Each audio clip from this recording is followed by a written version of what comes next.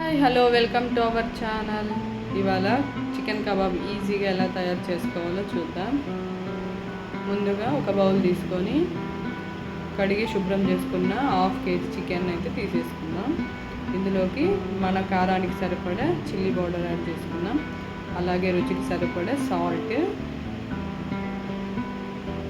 Half table spoon ధనియాల పొడి, 1 table spoon garam masala, దీంట్లో కబాబ్ పౌడర్ ఉంటే 1 స్పూను, లేదంటే లేదు, స్కిప్ చేయండి.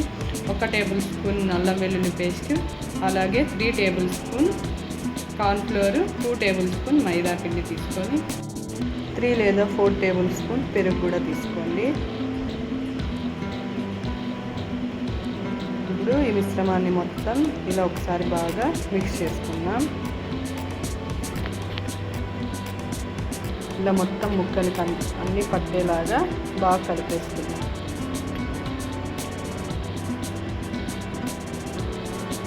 చూసారా ఎంత మెత్తగా ఎంత సాఫ్ట్గా అయ్యాయో.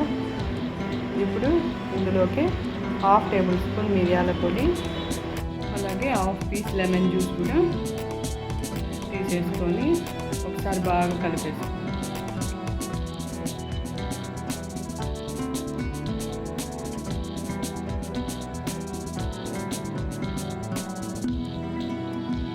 ఇలా మనం బాగా కలుపుకోవడం వల్ల ముక్కలకి బాగా మనం పెట్టుకున్న మసాలా మొత్తం బాగా ముక్కల్లోకి పడుతుంది. ఇప్పుడు 4 పచ్చిమిరపకాయలు ఇలా ఘాట్లు పెట్టి తీసేసుకుందాం. అలాగే 4 కరివేపాకు రెమ్మల్ని కూడా ఇలా తీసి వేసుకొని ఒకసారి కలిపేసుకుందాం. ఇందులోకి మీకు కావాలంటే ఫుడ్ కలర్ కూడా యాడ్ చేసుకోవచ్చు, నేనైతే యాడ్ చేయలేదు. ఇలా బాగా ఒకసారి కలిపేసుకొని మూత పెట్టి ½ అన్ అవర్ పాటు నానబెట్టి పక్కకు పెట్టి, చూసారా నానిన తర్వాత ముక్కలన్నీ ఇలా మెత్తగా ఉన్నాయి. ఇప్పుడు డీప్ ఫ్రై కోసం ముందుగా స్టవ్ వెలిగించుకొని ప్యాన్ పెట్టుకొని మనకి డీప్ ఫ్రైకి సరిపడా ఆయిల్ యాడ్ చేసుకున్నాం.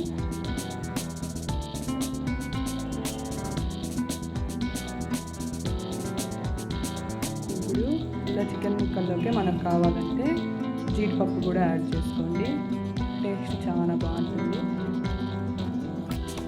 ఇలా ఒకసారి బాగా ఇప్పుడు కలిపేసుకోండి.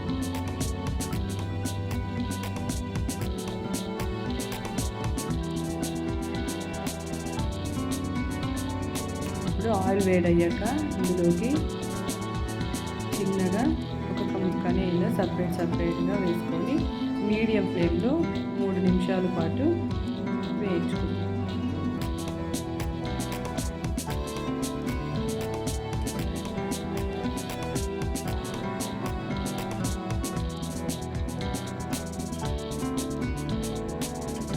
ఒకసారిగా కలుపుతూ 3 లేదా 4 నిమిషాల పాటు వేయించుకొని పక్కకు తీసుకుంటాం. మనం మీడియం ఫ్లేమ్లో వేయించుకోవడం వల్ల ముక్కల లోపల పచ్చిగా లేకుండా బాగా ఫ్రై అవుతాయి.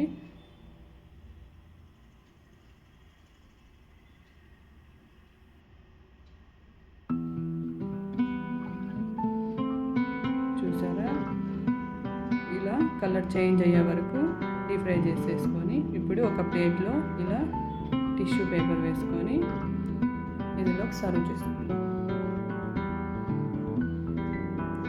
అంతేనండి, సింపుల్గా చికెన్ కబాబ్ ఇంట్లోనే చేసుకోండి. పిల్లలు పెద్దవాళ్ళు ఎవరైనా ఇష్టంగా తినేస్తారు. మనం ఇంట్లో చేసుకొని తింటే తృప్తిగా తింటాము. అదే బయటకు వెళ్ళి తింటే అంత ఎక్కువ ఏమి ఇవ్వరు కదా క్వాంటిటీ. కాబట్టి ఇలా సింపుల్గా ఇంట్లోనే తయారు చేసుకోండి. మీకు నా వీడియో నచ్చితే లైక్ చేయండి, షేర్ చేయండి. కొత్తగా నా ఛానల్ని ఎవరైనా చూస్తున్నట్లయితే సబ్స్క్రైబ్ చేసుకోండి.